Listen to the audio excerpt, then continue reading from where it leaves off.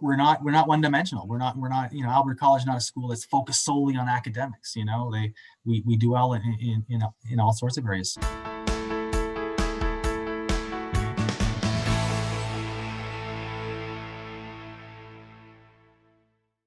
I'm Glenn Herbert, and I'm an editor with Our Kids. We're speaking with insiders from Canada's leading private schools to gain insights into their programs, culture, traditions, and leadership. This includes insights from parents, alumni, and administrators. This is the Our Kids Insider Perspective.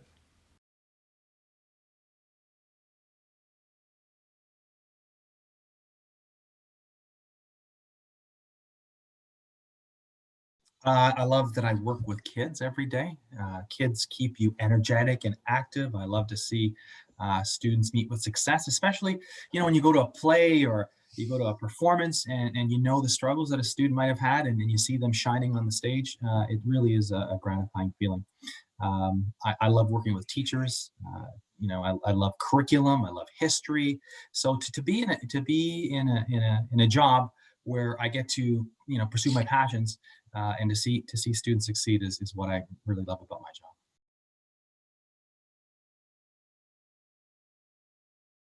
Well, really, my entry plan was just to get to know everybody and understand the culture of the school and understand how things tick here. I've worked in many different schools in my career, and I always think it's important when you walk into a school to really understand it. So I threw myself in. I immersed myself. I went to all the games, went to the performances. We sat in on classes. I met with students, and I was just excited to be part of the Albert community. My own children, two of my children go here. My eldest is already at university, so my other two were here as well. So not only did I come as a staff member, I was also a parent. So it was really exciting to be immersed in the Albert community.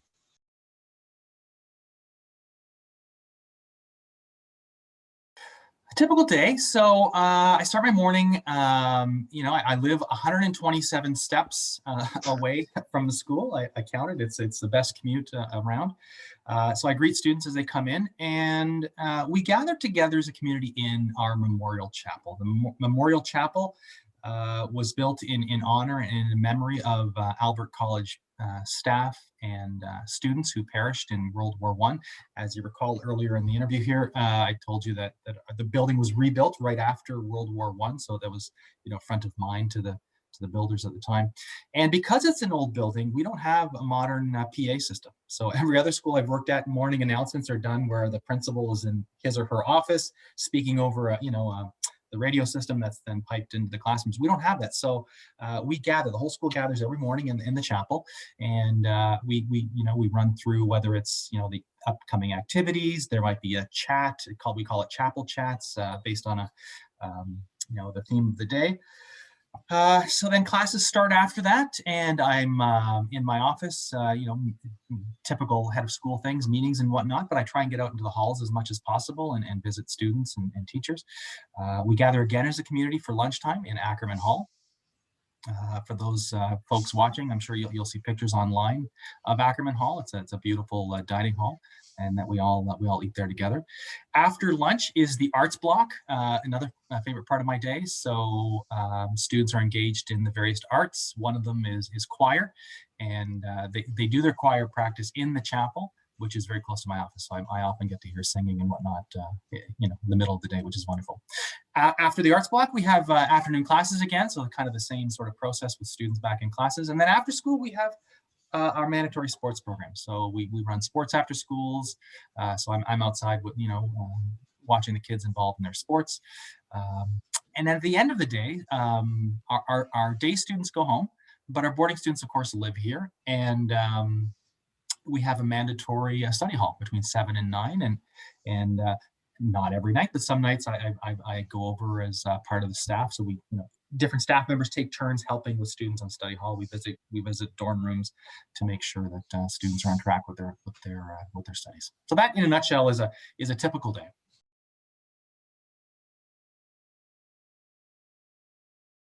So typical journey, a student would come to us at a young age, join us at the junior school for junior kindergarten through to grade 6. And there we're really teaching them the basics.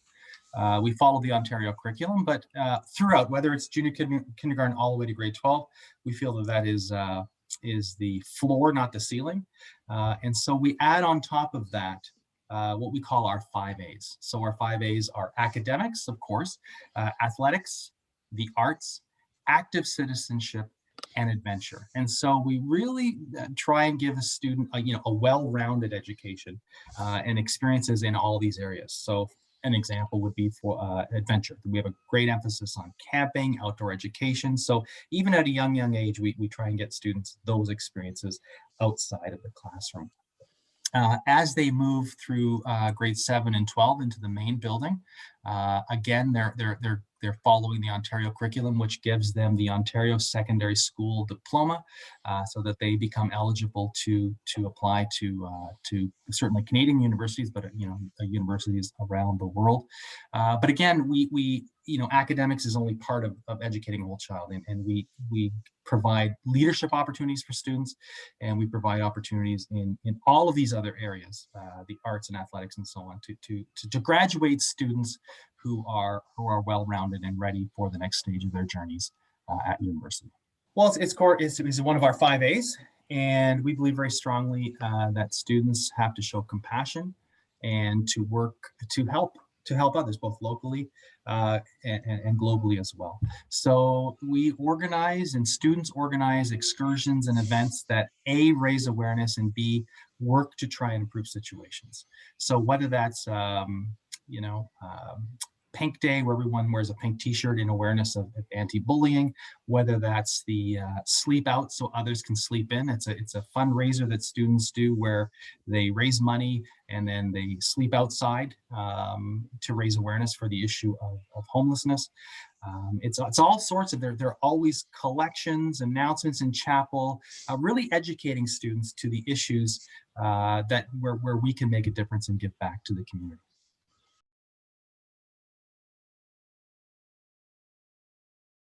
There really isn't very much staff turnover.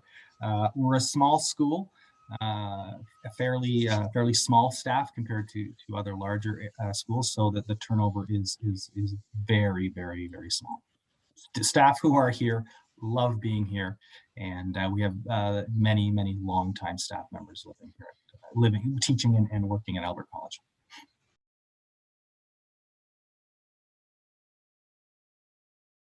There's so many examples I could think of, but one that comes to mind is a female student who graduated. She graduated last year, and she was the epitome of someone who embodies all 5 of our A's. She did extremely well academically. She was a real star in the arts. She was an expert in the saxophone, played part of the quartet, and she was very active in all of the performances. She was a prefect, and she really came to shine when the pandemic hit and we couldn't gather as a community anymore in the chapel. And the way she took our chapel, she was responsible for chapel, and the way she ran with our chapel online and included everyone and made chapel fun and peppered it with games really speaks to me of someone who is a well-rounded individual and who cares about the community, cares about herself, and cares about doing a great job. She embodies those 5 A's in my mind.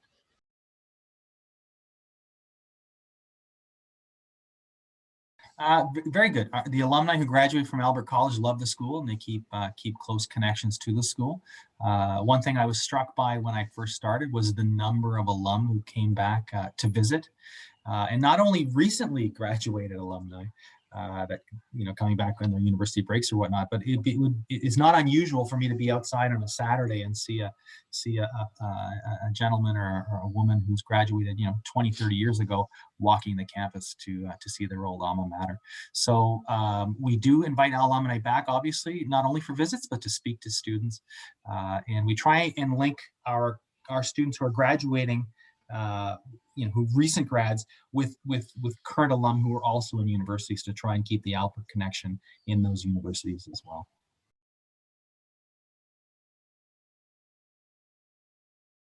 A student who is interested in being part of a community, of a small community where everyone knows everyone else, where the emphasis isn't only on academics. Academics certainly is very important, paramount importance. Students need to know what they need to know, understand the curriculum to prepare them for the next stage of their educational journey. But it's not everything. We believe in educating the whole child and giving them opportunities in all of these other A's. So whether that's arts, athletics, active citizenship, or adventure. So students who want experiences in all of these areas are attracted to Albert College. And I would think that students who enjoy being part of a small community where everyone knows one another would also thrive at Albert College.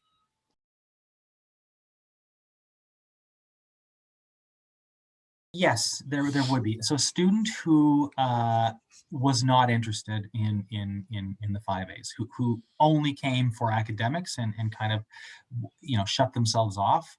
It would be difficult because, of course, participation at Albert College in these 5 A's is mandatory. So every student during arts block has to pick an activity. So whether that's band, whether that's choir, whether that's visual arts, whether that's drama, they have to do something. So I suppose a student who really, really, really wasn't interested and didn't want to would have a difficult time fitting in at Albert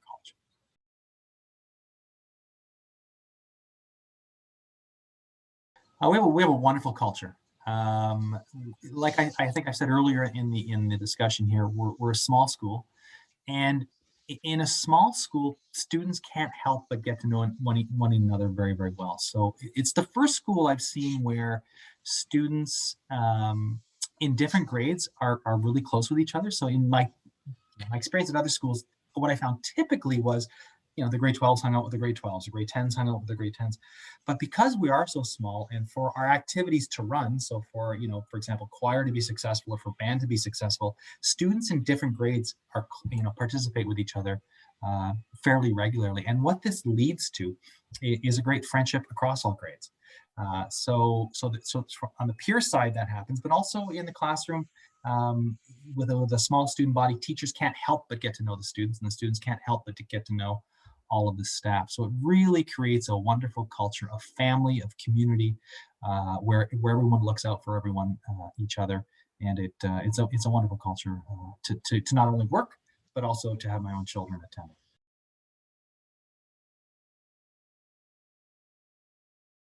attend. Excellent. We're a small school. We have from pre-K all the way through to grade 12, we have 271 students enrolled. So that gives you a sense of the scope of really what small, what small numbers those are. And so, the smaller numbers of students, they can't help but get to know one another better, and the greater the connections um, with parents and with staff. So there's a great deal of communication. Each classroom teacher, each subject's teacher obviously communicates regularly with parents, but above and beyond that, we have an advisor system. So all throughout their years of the high being in high school, students have one advisor. It's a teacher assigned to them through all of their time here, and so that's the main connection between home and school. So the advisor regularly will call up or send an email if there's an issue or a concern. Um, I have a great relationship with parents. They communicate with me very regularly. I throughout the pandemic had a ask me anything on Zoom where I just show up at a certain time and parents pop on and want to ask a question. I believe very strongly, as does the staff, that communication is really, really important, and it's key in the success of students at school.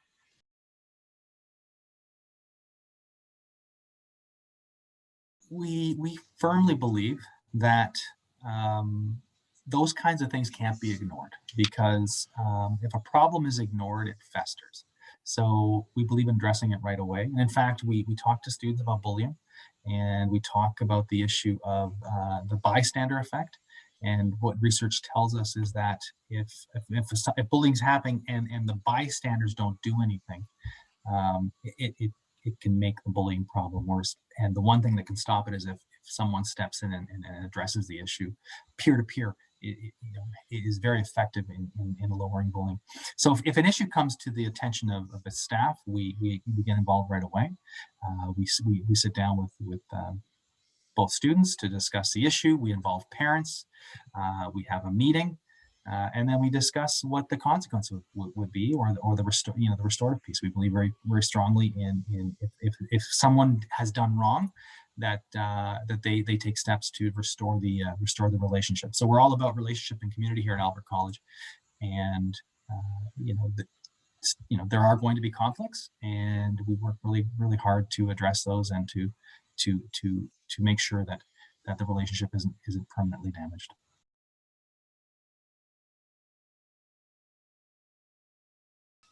I guess Albert College would be the life of the party. I mean, you know, we're not one dimensional. We're not Albert College is not a school that's focused solely on academics. We do well in all sorts of areas. So Albert would be that person that you'd like to be around at the party, that could speak intelligently on whatever topics at hand, but also be really interested in the arts and athletics, be a global citizen, into adventure.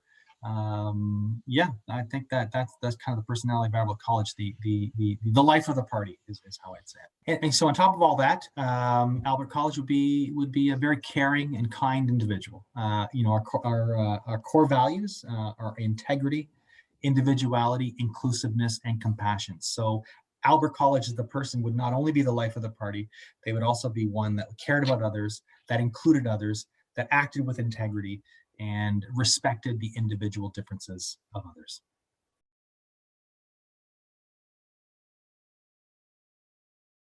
We have an excellent relationship with our community, and we're really lucky to be where we are. And I talk about this often, actually, when I'm speaking with prospective parents, especially parents outside of Canada, to give them a sense of where we're located. We're really uniquely located. So what I tell them is that when they think of the great Canadian outdoors, that's right literally at our doorsteps. We're right along Lake Ontario. The nature trails and all those sorts of outdoor amenities are right along beside us.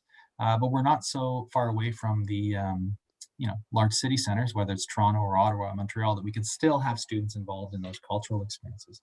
But locally, we have a great relationship with the town of Belleville, where our students are often volunteering, going back to, again, active citizenship. So we're active participants in all sorts of community initiatives, and we have a great relationship here with our community neighbors in Belleville.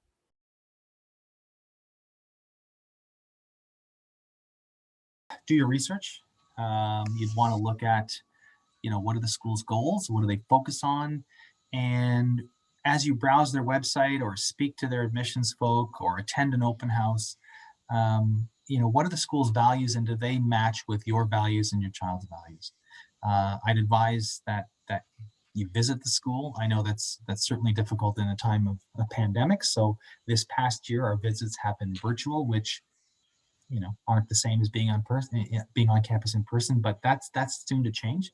So I would strongly advise you to come onto campus. From my perspective, what I hear this over and over, that a student and family who loves Albert knows it right away. It's something almost tangible they feel when they walk on campus, and they kind of feel that sense of community and camaraderie, which is very difficult to glean from a website. You'd want to do your due diligence in terms of checking the credentials of staff, making sure that everyone is qualified and well qualified. You'd want to look at graduation rates. You want to speak with current students. So when we do our virtual open houses, we always have current students and current parents on to give their perspective and to answer questions. And when we do tours and when families come, we have current students involved in that process as well, again, to answer questions and to provide families a sense of what the school is like. The second, I've heard this over and over, that people walk into the building, they sense that Albert College is the community for them and for their families. That sense of camaraderie, of community, of friendship, it's almost tangible. And the unfortunate part, I suppose, of choosing a school online is that you can sort of kind of get that, I suppose, when you have Zoom calls and you have families on the call. But if you do get a chance to come and visit in person, that's when you can really sense that community feel. For more information about this school, you can visit their profile at ourkids.net.